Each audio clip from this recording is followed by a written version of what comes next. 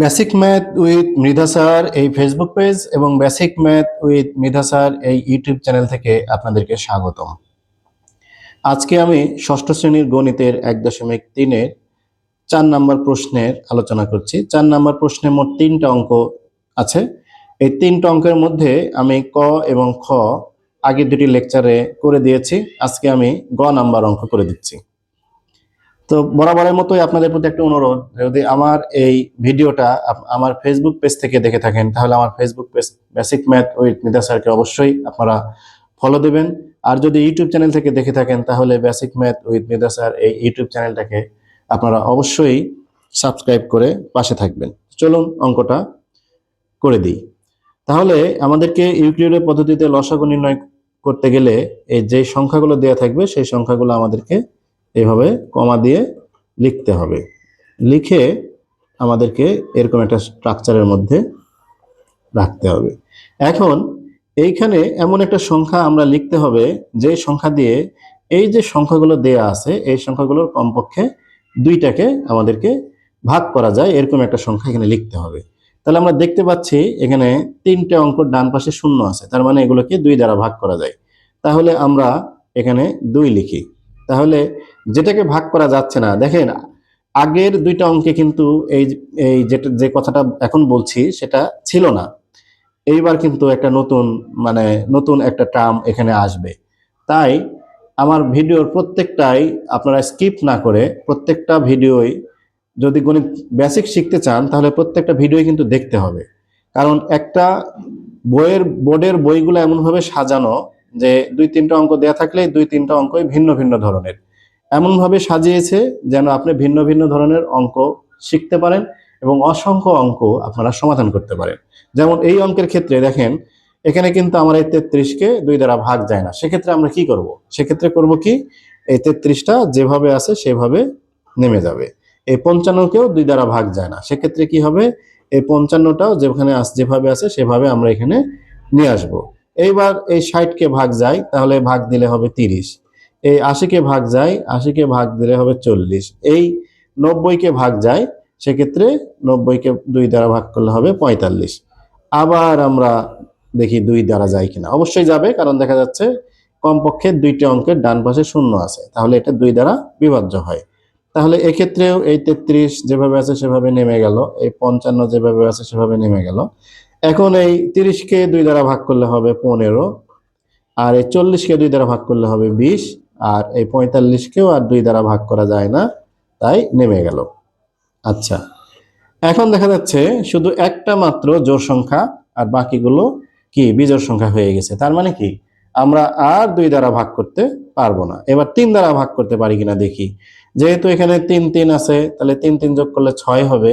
6কে যেহেতু 3 দ্বারা ভাগ করা যাবে তাই 33কেও 3 দ্বারা ভাগ করা যায়। অনুরূপভাবে 15কে 3 দ্বারা ভাগ করা যায়, 45কে ভাগ করা যায়। তাহলে আমরা 3 দ্বারা ভাগ করব। তাহলে এই 33কে আমরা 3 দ্বারা ভাগ করলে হয় 11। 55কে 3 দ্বারা ভাগ যায় না, তাই 55 যেভাবে আছে সেভাবে। 15কে 3 দ্বারা ভাগ করলে হবে 3 5 15। 20কেও 3 দ্বারা ভাগ করা যায় না। তারপরে এই 45কে 3 দ্বারা ভাগ করলে হবে 15। হ্যাঁ, এবার দেখেন 3 দ্বারাও আর ভাগ যায় না। 3 দ্বারাও কমপক্ষে 2টাকে আর ভাগ যাচ্ছে না। তাহলে আমরা কি করব? আমরা এবার দেখি 5 দ্বারা ভাগ করতে পারি।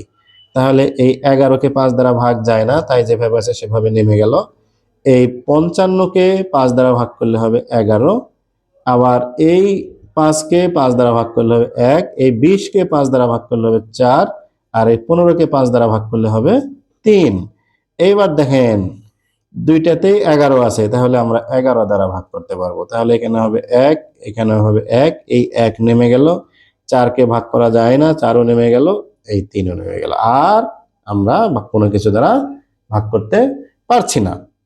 তাহলে আমরা লিখব কি, অতএব এই 33, এই 55, এই 60, এই 80 ও 90 এর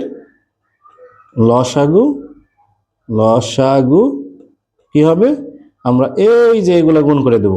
1 গুণ করার দরকার নাই, ভাগ করারও দরকার নাই, কারণ 1 এখানে আমাদের কোনো ফ্যাক্টর না, এক আমাদের এখানে কোনো কাজে লাগে না এই অঙ্কের ক্ষেত্রে। সেহেতু আমরা কি করব, এই 2 গুণ এই 2 গুণ এই যে এই 3 গুণ তারপরে এই 5 গুণ এই যে এখান থেকে 11 আসলো, তারপরে আরো আছে 4, আরো আছে 3।